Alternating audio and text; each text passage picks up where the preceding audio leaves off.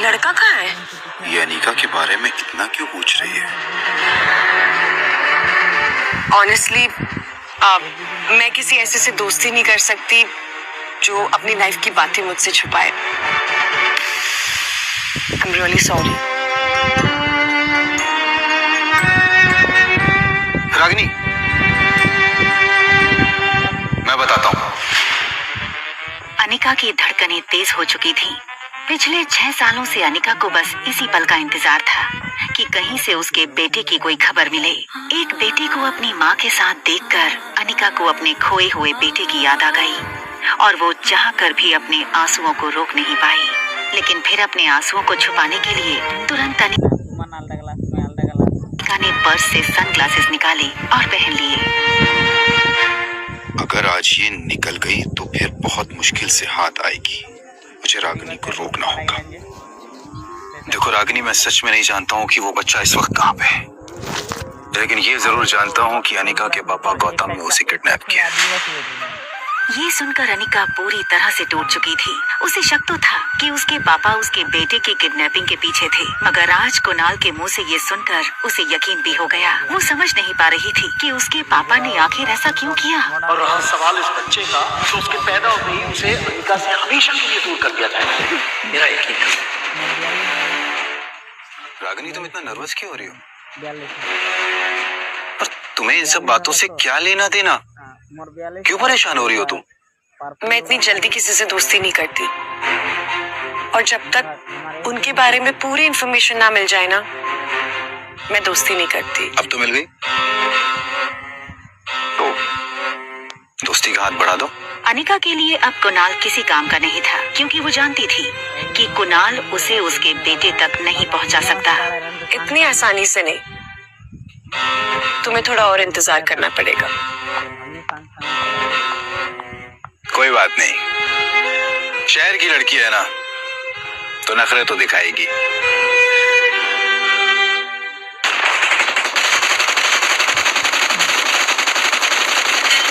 तुम सब पीछे रहो, मैं आगे जाके दुश्मन का बंकर उड़ा देती हूँ। यस, ये बूस्टर हमारी टीम का है। राहुल 1-2-1, तुम एयरबेस पे हमला करो। रेडी, 1, 2, 3। हम जीत गए। हमेशा की तरह रिया की टीम जीत गई। गेमिंग की दुनिया में रिया स्वीट एंजल के नाम से मशहूर थी। हालांकि उसने अपनी गेमिंग आईडी में कोई फोटो नहीं डाली थी। वो नहीं चाहती थी कि लोग उसकी उम्र देखकर उसे जज करें। कई लोगों को तो लगता स्वीट एंजल कोई बहुत बड़ी इंजीनियर या कंप्यूटर जीनियस होगी। रिया पर अब इन मैसेजेस की वाहवाही का असर नहीं होता था, क्योंकि अब ये सब कुछ उसके लिए बहुत आम बात थी। स्वीट एंजल के नाम से खेल रही रिया मॉर्टल फाइट गेम की वर्ल्ड चैंपियन थी। अब एक चॉकलेट मिल्कशेक मंगवाया जाए। हमारे रूम के सामने ही ना एक छोटा पागल और एक बड़ा पागल रहता है। रिया वैसे तो बड़ी अच्छी बच्ची थी, मगर थी काफी शरारती। वो उन बच्चों में से थी जिन्हें कोई बात करने से मना करो तो वो ये जानने के लिए बहुत उत्सुक होते हैं कि आखिर ऐसा क्या है कि बड़े उन्हें वो चीज करने से मना करते हैं। 2401, छोटा पागल।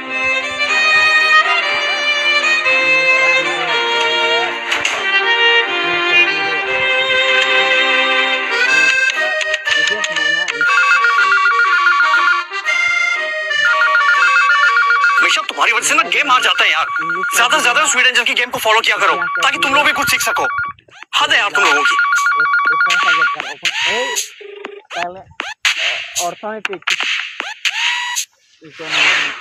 हेलो छोटे पागल। मैं पागल नहीं हूँ। तुम्हें ये बात मेरे टीचर ने बताई क्या? अच्छा, तो तुम्हारी टीचर भी बात जानती है। मेरी टीचर कहती है मुझे स्पेशल स्कूल जाना चाहिए। क्या तुम स्कूल जाती हो?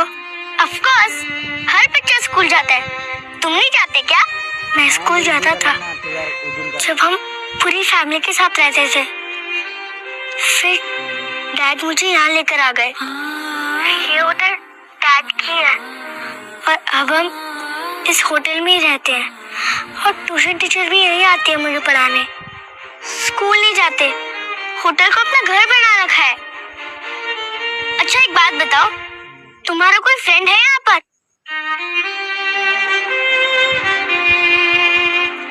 नहीं, यहाँ पर मैं, मेरे डैड और मेरे चाचू रहते हैं। अच्छा, तुम मेरी फ्रेंड बनना चाहोगे? आर्यन, जिसकी लाइफ में सिर्फ 2 चीजों की कमी थी, माँ और दोस्त की, इसलिए आर्यन ने बिना वक्त गवाए तुरंत हाँ कर दी। हाँ, मेरा नाम रिया है। तुम्हारा नाम क्या है? I am Aryan. तुम कहाँ से बोल रही हो? मैं तो तुम्हारे सामने ही रहती हूँ। मेरी मम्मा और मैं तुम्हारे होटल में गेस्ट है। अच्छा एक बात बताओ, तुम मुझसे मिलना चाहोगे? ये सुनकर आर्यन ने बाहर सनी को देखा। उसे लगा कि सनी तो अपनी ही प्रॉब्लम से परेशान है। मगर कैसे? मेरे डैड मुझे अकेले बाहर नहीं आने देंगे। तुम बच्चे हो क्या? हाँ, मैं मम्मा को बोल देती हूँ कि मुझे पिज्जा खाना है, इसलिए मैं नीचे जा रही हूँ और जब मम्मा आएगी तब तुम भी हमसे मिल लेना। ओके, अब मैं रखती हूँ फोन और 15 मिनट के बाद नीचे लॉबी में आ जाना। बाय। पर हम एक दूसरे को पहचानेंगे कैसे? Very good question. अच्छा एक काम करो, तुम ब्लैक टी शर्ट और ब्लैक पैंट पहन के आओ। मैंने भी वही पहना होगा। हमारी ड्रेस से हम एक दूसरे को पहचान लेंगे। Okay bye. और सनी की तरफ देखते हुए और उससे बचते हुए दबे पांव अंदर बने दूसरे कमरे में चला गया, जो आर्यन का ही कमरा था। I want to eat pizza. Come fast. दूसरी तरफ रिया ये सोचकर खुश थी कि इस नई जगह पर उसने नया दोस्त बनाया था। सनी अब भी कानों में हेडफोन डाले फोन पर बिजी था। आर्यन में इतनी हिम्मत पहले कभी नहीं आई थी। उसे पता था कि अगर रोहित को पता चला तो बहुत स्ट्रिक्ट पनिशमेंट मिल सकती है, मगर नए दोस्त और बाहर पिज्जा की लालच से उसे रिस्क उठाने की हिम्मत मिली। अपने रूम के बाहर अकेले कदम रखते ही आर्यन का कॉन्फिडेंस और बढ़ गया। आर्यन की नजर सामने वाले स्वीट 2402 पर पड़ी। उसे लगा प्लान में थोड़ा चेंज होना चाहिए, क्यों ना वो और उसकी नई दोस्त यहीं से साथ चले। तभी लिफ्ट खुलने की आवाज आई। आर्यन का दिल डर के मारे जोर जोर से धड़कने लगा। उसने सोचा कि अगर रोहित ने उसे इस तरह रूम के बाहर देख लिया तो पता नहीं क्या होगा।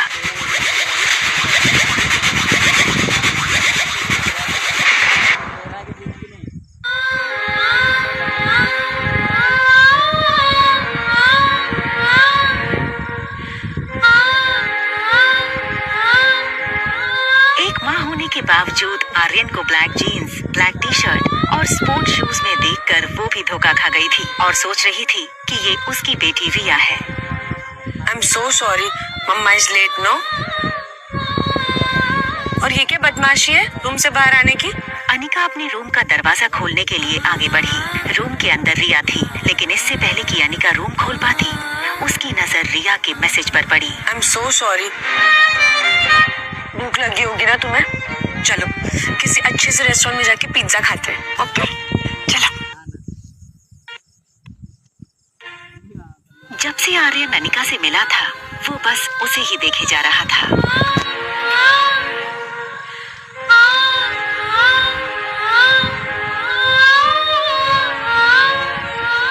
अनिका का स्पर्श, उसका प्यार देखकर आर्यन को ऐसा लगा जैसे कि अगर उसकी माँ होती तो उसे ऐसा ही प्यार करती।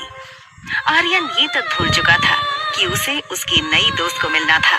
इस वक्त आर्यन को अनिका की ममता के आगे और कुछ नहीं दिख रहा था। लिफ्ट में अनिका की बगल में खड़ा आर्यन धीरे से अचानक अनिका की उंगली पकड़ लेता है। ये देखकर अनिका को थोड़ा अजीब लगा और उसने आर्यन की तरफ देखा। आर्यन की आंखें जैसे अनिका की आंखों से पूछ रही हों कि माँ तुम कहाँ थी? अनिका, जो आर्यन को रिया समझ रही थी, उसने एक पल के लिए सोचा कि रिया ऐसे इमोशनली क्यों देखी जा रही है उसको। आर्यन ने आंखें बंद कर ली और अनिका को जोर से पकड़कर हक कर लिया, मानो जैसे आर्यन को हमेशा से इसी पल का इंतजार था। उसने अनिका को पहले कभी देखा तक नहीं था, मगर आज उसे ऐसा लग रहा था जैसे वो अनिका की गोद में पहले भी खेला है।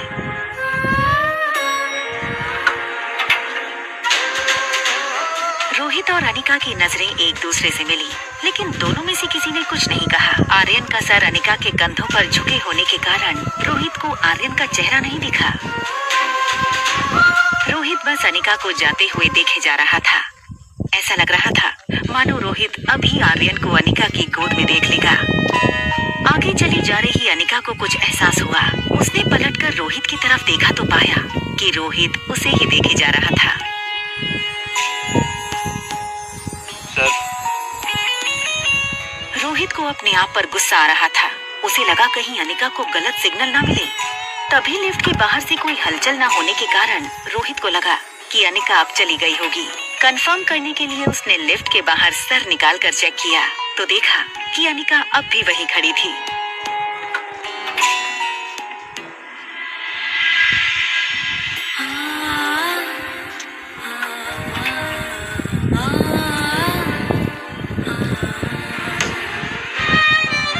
रोहित, जो पहले से थोड़ा डिस्टर्ब था, उसने रिया को आर्यन समझकर कड़क आवाज में डांट दिया। तुम फिर बाहर निकल आए?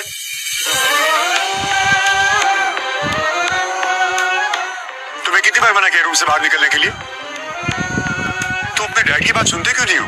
डैड, ये शब्द सुनते ही रिया की आंखें चमक उठी। उसका पूरा चेहरा उसकी स्माइल से भर गया था। डैड, आखिर मैंने आपको ढूंढ ही लिया।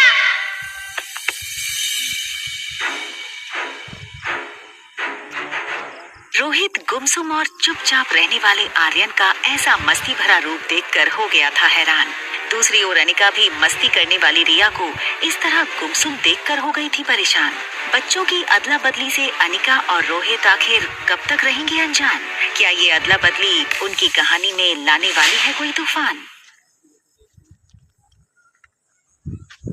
दोनों के पास अब एक उम्मीद थी, ये उम्मीद कि बहुत जल्द हम मम्मा एंड डैडी के बीच सोएंगे। तुम्हें कितनी बार मना किया रूम से बाहर निकलने के लिए? तुम अपने डैड की बात सुनते क्यों नहीं हो? डैड,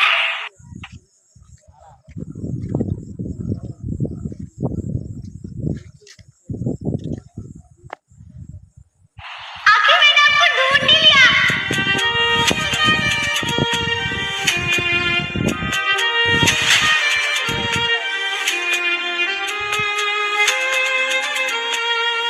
डैड मिल गई, डैड मिल गई, डैड मिल गई।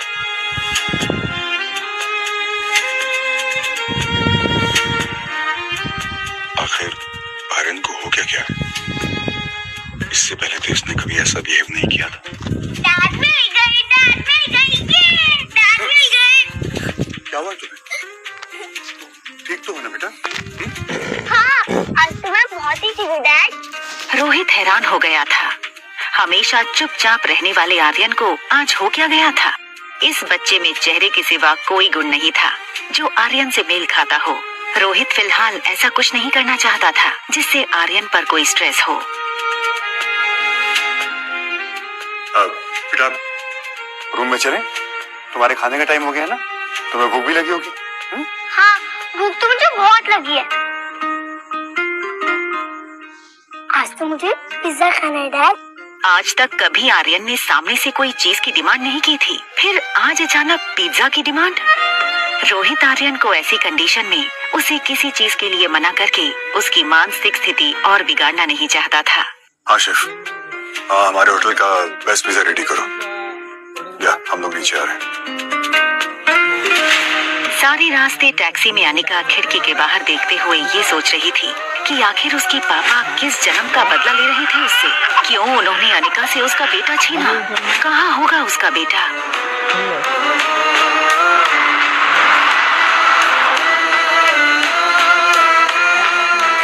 चलो गेम टाइम होगा, टैब लाओ। रेस्टोरेंट पहुंचने के बाद अनिका को ये रियलाइज हुआ कि रिया ना तो गेम खेल रही थी ना तो कुछ बोल रही थी। वो बस अनिका को देखे जा रही थी।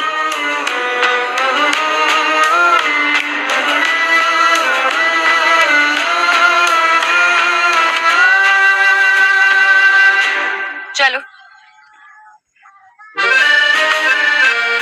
आज टेबल मैं चूज करूंगी।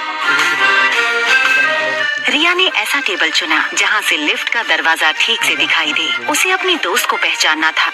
ये वाला। जो ब्लैक जीन्स और ब्लैक टी शर्ट पहने लिफ्ट से निकलेगा। नहीं नहीं, आप यहाँ मत बैठिए, वहाँ बैठिए। आर्यन का ऐसा बर्ताव रोहित ने पहले कभी नहीं देखा था।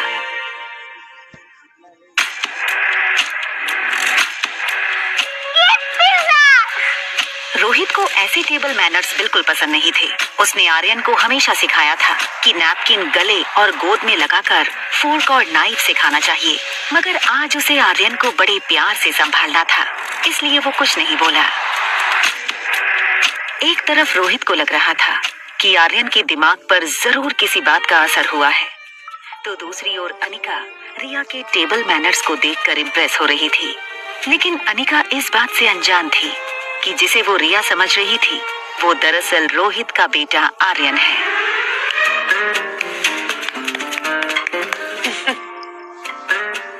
अचानक अनिका की नजर रिया की आंखों पर पड़ी। आर्यन की आंखें हमेशा थकी हुई और कमजोर लगती थी, इसलिए अनिका ने अपनी पर्स से एक आईना निकाला और आर्यन को दिखाकर बोली, ये तुम्हारी आंखों को क्या हो गया है?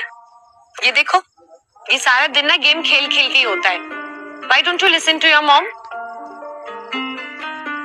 Mom, I will listen to you. हमेशा बिंदास रहने वाली रिया को इतना शांत देखकर अनिका को उसकी चिंता हुई। अनिका उसके जवाब से संतुष्ट नहीं थी। उसे पता था कोई तो बात है जो हमेशा मस्ती में रहने वाली रिया आज इतनी शांत थी। Is everything all right? अगर सब कुछ ठीक है तो फिर ये आंखें इतनी थकी थकी सी क्यों है? इतनी छोटी सी हो गई है और आज इतनी चुप से क्यों हो? I am fine. In fact, आज मैं बहुत खुश हूँ, Mom. Can I call you Mom?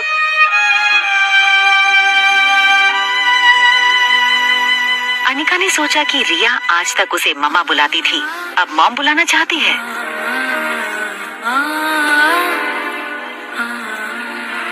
तुम मम्मा बोलो या मॉम बोलो, हूँ तो मैं तुम्हारी माँ। सचमुच? I love you, Mom.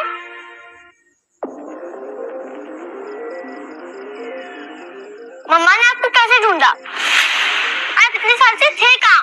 ये सब सुनकर रोहित स्तब्ध था और सोच रहा था कि उसके बेटे को आखिर हो क्या गया है, वो क्यों ऐसी अजीब अजीब बातें कर रहा है। मैंने ना इंटरनेट पे एक वीडियो देखा था जिसमें एक लेडी 7 साल के बच्चे को ये यकीन दिलाती है कि पिछले जन्म में वो उसका बेटा था, और वो बच्चा अपनी असली माँ को छोड़कर उस लेडी के साथ चला जाता है। वो सामने वाली ब्यूटीफुल सी थी, उनसे मिलने के बाद आर्यन का बिहेवियर काफी चेंज हो गया। ना चाहते हुए भी धीरे धीरे उसे सनी की बात सच लग रही थी। कहीं उस अनिका ने आर्यन पर जादू तो नहीं किया।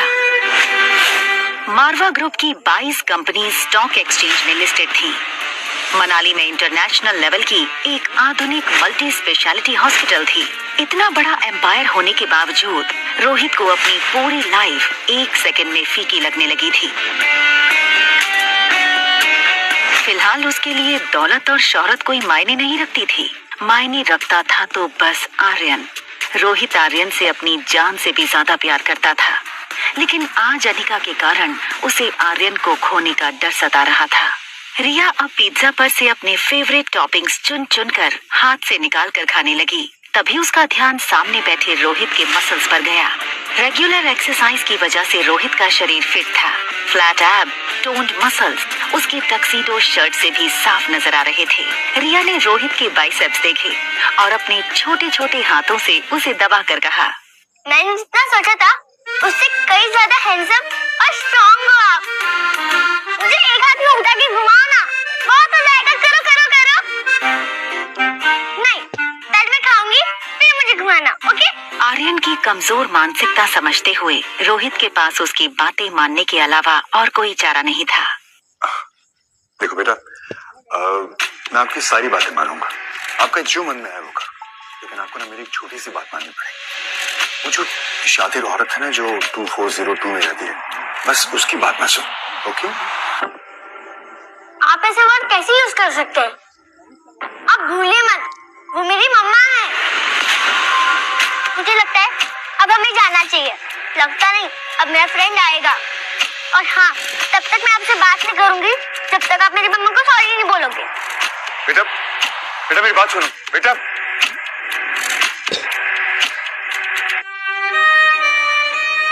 रोहित ने देखा कि आज आर्यन की बातों में, उसकी चाल में एक अलग ही कॉन्फिडेंस था। उसने हमेशा चाहा था आर्यन भी बाकी बच्चों की तरह स्ट्रॉन्ग और कॉन्फिडेंट हो, मगर इस तरह का ओवरनाइट बदलाव उससे हजम नहीं हो रहा था। मुझे वॉशरूम जाना है।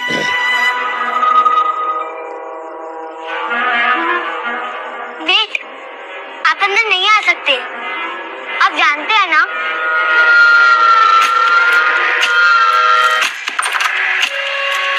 ये देखकर रोहित का सर मानो घूमने लगा। वो सोच रहा था कि भले ही आर्यन सिर्फ 6 साल का था, उसे इतनी समझ तो थी कि उसे कौन से वॉशरूम में जाना चाहिए, लेकिन वो ये नहीं जानता था कि जिसे वो आर्यन समझ रहा था वो दरअसल रिया थी। रोहित ने वहीं खड़े खड़े डॉक्टर अग्रवाल को फोन लगाया। डॉक्टर अग्रवाल मारवास की मल्टी स्पेशलिटी हॉस्पिटल के डीन थे। Hello Rohit, how are you? Doctor, I guess Aryan needs a immediate psychological attention. वो होटल में किसी गेस्ट को अपनी मॉम समझने लगा है और वो relax Rohit, no need to panic, it's normal. Usually इस उम्र में बिना माँ के बच्चे ऐसा करते हैं। इनफैक्ट कई बच्चे तो अपनी मरी हुई माँ से बातें भी करते हैं। It's just a passing phase. फिर भी अगर सिम्टम्स लॉन्ग लास्टिंग रहे तो let me know and I will appoint the best child psychologist for you. Okay okay doctor, thank you. ठीक उसी वक्त अनिका आर्यन को लेकर मेन एंट्रेंस से आई। आर्यन ने पीछे से पापा को पहचाना। उसे पता था कि अगर पापा ने आर्यन को उसे किसी अजनबी के साथ बाहर से आते देख लिया तो उसकी खैर नहीं। इससे पहले कि रोहित उनकी तरफ मुड़ता, आर्यन अनिका के पीछे से स्टेयरकेस के रास्ते ऊपर चला गया। रोहित किसी की भी परवाह किए बिना अनिका पर टूट पड़ा। क्या चाहिए तुम्हें? क्यों कर रही हो मेरे बेटे के साथ ऐसा? देखिए, आई थिंक आपको कोई ना गलत फहमी कितने हुई है। पैसे चाहिए तुम्हें? जितने तुमने सोचे नहीं होंगे उससे कहीं ज्यादा मिलेंगे, लेकिन हमसे दूर रहो। बस हाँ, अब इसके आगे कुछ मत बोलना। क्या ना बोलूं? तुमने मेरे बेटे की हालत देखी है? और आप मेरी बेटी के सामने जो बकवास कर रहे हैं, आपको समझ आ रहा है उस पर क्या असर पड़ेगा? हाँ रिया,